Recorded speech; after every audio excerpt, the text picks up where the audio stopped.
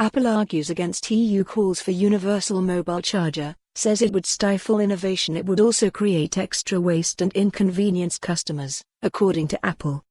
A hot potato, Apple has spoken out against the European Parliament's plans to force tech companies to adopt a universal charger for smartphones and other electronic devices.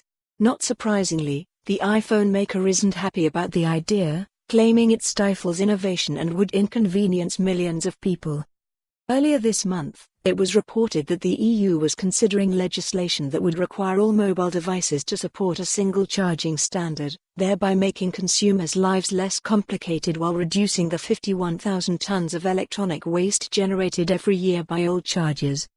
While many Android phones now use USB-C, Apple still uses its Lightning connector for the company's iPhones, though it has made the switch to USB-C in its latest iPad Pros. Responding to the proposal, Apple said not only would ditching the Lightning connector inconvenience hundreds of millions of its customers, but also create an unprecedented volume of waste. Will every mobile device in the EU use USB-C one day? We believe regulation that forces conformity across the type of connector built into all smartphones stifles innovation rather than encouraging it, and would harm consumers in Europe and the economy as a whole, Apple said. We hope the Commission will continue to seek a solution that does not restrict the industry's ability to innovate and bring exciting new technology to customers.